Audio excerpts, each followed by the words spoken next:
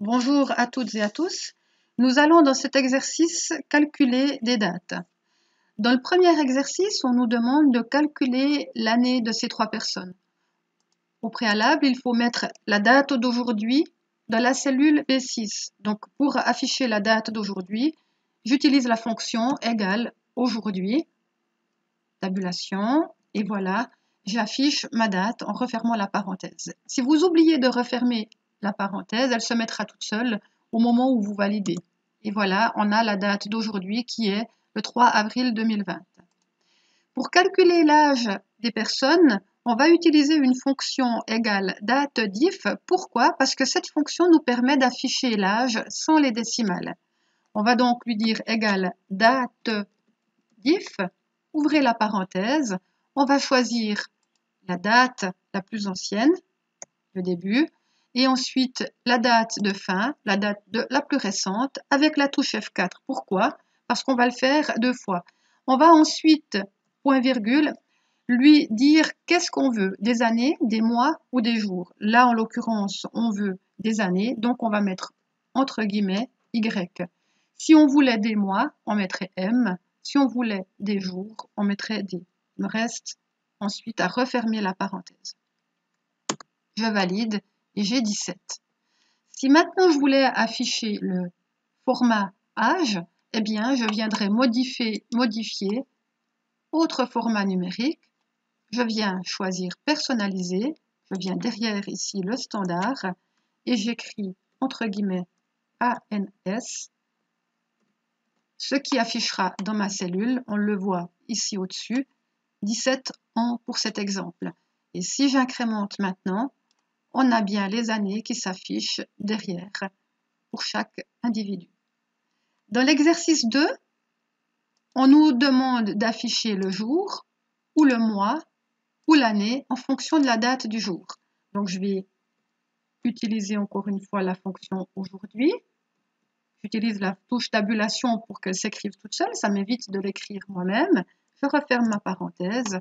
Et maintenant, pour afficher le jour, le mois ou l'année, il existe bien entendu trois fonctions qui sont jour, mois ou année.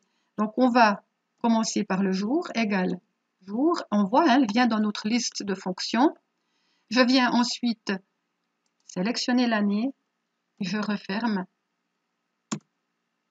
ma parenthèse. La même chose pour les mois, on utilisera la fonction mois, tabulation, je viens sélectionner ma date et je referme ma parenthèse. La même chose pour l'année, on va lui dire égale année, tabulation, je sélectionne ma date et je referme ma parenthèse. Là, c'était l'option dans l'exercice 2 avec la date du jour préalablement inscrite. Dans l'exercice 3, on nous demande de faire la même chose, mais sans avoir préalablement inscrit la date du jour. Donc, on va imbriquer cette fois deux fonctions, c'est-à-dire la fonction jour et la fonction aujourd'hui. Pour ce faire, on va faire égal aujourd'hui, égal, jour. Voilà, on retrouve notre fonction. Et on va ensuite taper la fonction aujourd'hui, tabulation, et je vais fermer les deux parenthèses. Comme tout à l'heure, j'ai le jour, qui est en l'occurrence le 3. En ce qui concerne le mois, on va utiliser la même procédure. On va cette fois-ci mettre mois, tabulation, la date aujourd'hui. Je vais refermer mes parenthèses. La même chose pour année. On appelle la fonction année, tabulation, aujourd'hui, tabulation, et je referme mes deux parenthèses. Et nous avons, comme tout à l'heure, les jours, mois et années d'afficher. Dans l'exercice numéro 4, on nous demande cette fois de calculer l'âge des participants, mais avec des décimales. Encore une fois, je vais mettre la date du jour, égale aujourd'hui, tabulation, je referme ma parenthèse. Et pour calculer le nombre d'années avec des décimales, cette fois-ci, je vais utiliser la fonction fraction année. Donc, je vais taper égal. Je vais appeler la fonction fraction année. Tabulation, la date de début, c'est la première date ici, la plus ancienne. Point virgule, la date d'aujourd'hui. partie que je vais évidemment bloquer en F4. Pourquoi? Parce que je vais la faire 3 fois.